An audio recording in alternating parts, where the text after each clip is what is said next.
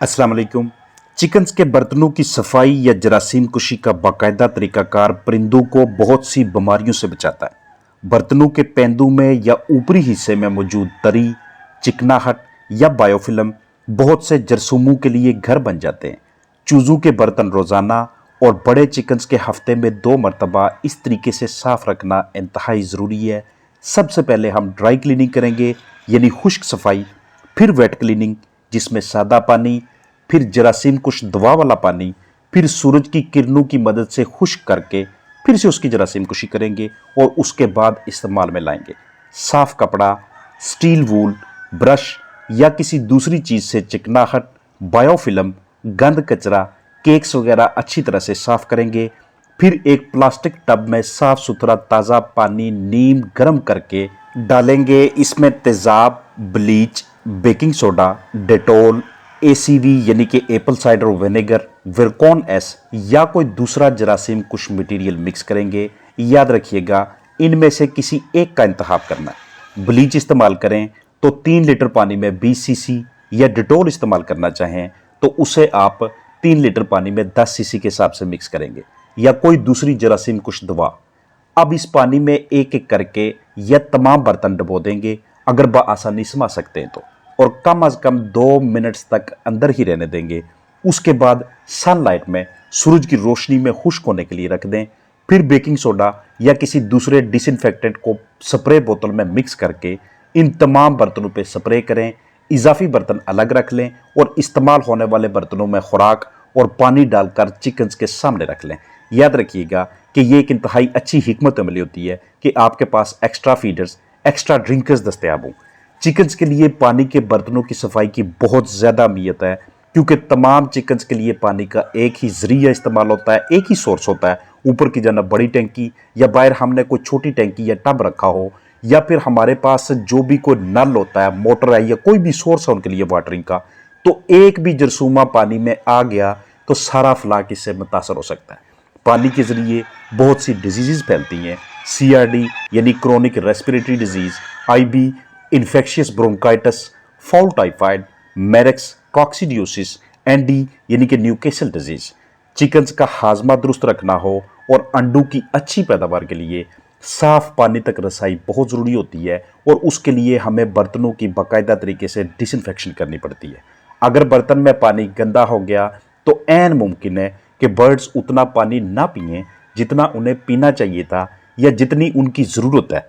इस वजह से डिहाइड्रेशन यानी जिस्म में पानी की कमी वाक़ हो जाती है, और ज़रा सी भी डिहाइड्रेशन से या तो अंडों की मिकदार में कमी होने लगेगी, या मुर्गियां खुद ब खुद मोल्ट लगेंगी, जिसमें आपको उनके पर गिरे हुए नजर आएंगे, और इस सूरत हाल में भी आपके पास एग्स प्रोडक्शन इतनी अच्छी नहीं आती।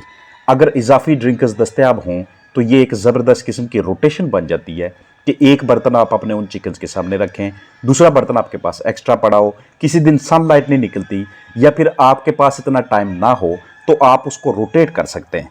चूज़ों के लिए आपने डेली कोशिश करनी है कि उनके बर्तनों को बाकायदा तरीके से डिसइंफेक्ट किया जा सके, सफाई की जा सके।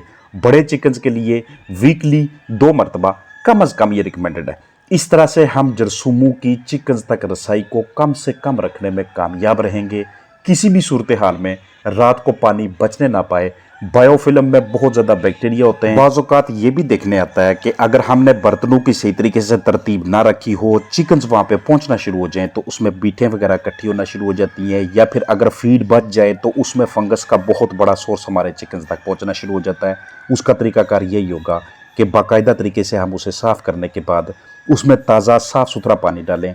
ऐसे बर्तनों का इंतखाब करें कि जिसके ऊपर चूज़े, बड़े चिकन्स बैठ ना सकें, और उन्हें उस बर्तन को गिराना भी मुश्किल लगे, ना उसके ऊपर बैठने की कोई सहूलत हो, ना उसके पेंदे में पंजे मारने की, और ना ही किसी ऐसी जगह पे बर्तन रखा हो कि हमारे चिकन्स बआसानी उसके अंदर बीठे कर सकें। क्योंकि अगर बीठ के अंदर वर्म्स हुए, कीड़े हुए, तो वही वर्म्स ये छोटे चिकन्स, बड़े एडल्ट चिकन्स अपनी बॉडी में फिर से इंजेस्ट करने लग जाते हैं, और इधर से उनके अंदर वर्म इन्फेस्टेशन भी बढ़ना शुरू हो जाती है। इधर से ही गट हेल्थ ख़राब होती है, और यहीं से हमारे चिकन्स का निज़ाम मुतासर होना शुरू हो जाता है। जैसे ही निज़ाम यानी कि डाइजेस्टिव सिस्टम डिस्टर्ब होता है, उसके बाद हकीकी प्रॉब्लम हमारे चिकन्स में आती है। हम उनकी ट्रीटमेंट दूसरे अमराज के लिए कर रहे होते हैं, और वजह ये होती है कि बिठू के ज़रिए इन्फेक्शन, पानी के जरिए आगे हमारे तमाम फ्लाक के अंदर फैल रहा होता है। बाज़ औक़ात हमने बर्तन ऐसी जगह पे रखे होते हैं या हमारे चिकन्स ऐसी जगह पे मौजूद होते हैं कि जहाँ पे सनलाइट बिल्कुल ही नहीं आती, तो ऐसी सूरत हाल में वहाँ पे उनके अंदर बहुत ज़्यादा पैथोजेंस नशोनुमा पाना शुरू हो जाते हैं। इसलिए बाकायदा तरीके से डिसइंफेक्शन के लिए घरेलू पैमाने पे ब्लीच का इस्तेमाल करना वो दस्तयाब नहीं है, तो नीली टिक्की जिसे हम वॉक्सेफ टैबलेट का नाम देते हैं, या फिर आप घरेलू पैमाने पे उनके लिए सादा जो सिरका होता है वो भी यूज़ कर सकते हैं। कोई भी आप मटेरियल इस्तेमाल करें, कोई भी दवा इस्तेमाल करें, किसी भी हाल में हमारे चिकन्स तक कोई ऐसा सोर्स नहीं जाना चाहिए कि जिसकी वजह से एक अच्छा खासा प्रोडक्शन देता हुआ फ्लाक डिस्टर्ब होना शुरू हो जाए। अगर आप नीली टिक्की इस्तेमाल करते हैं, ये हो सकता है कि आपको करीबी बाज़ार से, करीबी क्लिनिक से आसानी दस्तयाब ना हो। लाहौर बड़े बड़े शहरों में इस तरह की टिक्कियाँ आपको मिल जाती हैं, लेकिन अगर नहीं मिलती तो कम अज़ कम सिरका हमें करीबी ग्रोसरी स्टोर से लाजमी दस्तयाब हो जाता है। वो दस्तयाब ना हो तो आप उनसे पूछ सकते हैं कि कोई आपके पास ऐसा डिटर्जेंट है कि जिससे हम बर्तनों की बेहतरीन तरीके से सफाई कर सकें, क्योंकि अक्सर हमें हमारे चिकन्स के लिए डिवर्मिंग करनी पड़ती है, मुख्तलिफ बीमारियों से बचाने के लिए एंटीबायोटिक का कोर्स करवाना पड़ता है, या फिर वैक्सीन या फ्लशिंग करनी पड़ती हो। तो ऐसी सूरत हाल में अगर किसी वजह से हमारे चिकन्स के लिए उन बर्तनों में या उन पाइपलाइंस के अंदर बायोफिल्म इकट्ठी हो गई, या दूसरे जरसूमे या फंगस, फफूंदी, अलजी वगैरह इकट्ठी हो गए, तो ये उनकी सेहत को बुरी तरह से आगे चल के मुतासर करेंगे। लिहाजा हर हाल में जितने भी आपके पास चिकन्स हैं, सबसे ज़्यादा फोकस आपका उनके लिए क्लीन वाटर सप्लाई पे होना चाहिए। जिस वक्त आप कोई एंटीबायोटिक इस्तेमाल करें तो बहुत ज़्यादा चिकनाहट होने की वजह से अक्सर पाइपलाइंस वगैरह वहाँ से ब्लॉक होना शुरू हो जाती हैं। उसके बाद हमें उन्हें हर हाल में ओपन करना है, और उनकी ओपनिंग के लिए घरेलू पैमाने पे बेकिंग सोडा या ब्लीच या दूसरे प्रोडक्ट्स बहुत ज़्यादा ज़बरदस्त किस्म का रोल प्ले कर रहे होते हैं।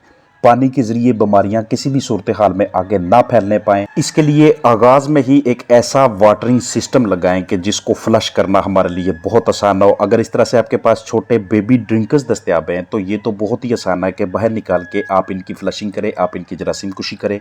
लेकिन अगर आपके पास पाइपलाइंस हैं तो उनके आखिरी किनारों पे कोनों के ऊपर कोई वाल छोटा लगा होना चाहिए कि जिसे हम उतार के पीछे से पानी प्रेशर के साथ डालें और सारी की सारी फंगस, सारी की सारी बायोफिल्म वहाँ से बाहर निकलना शुरू हो जाए।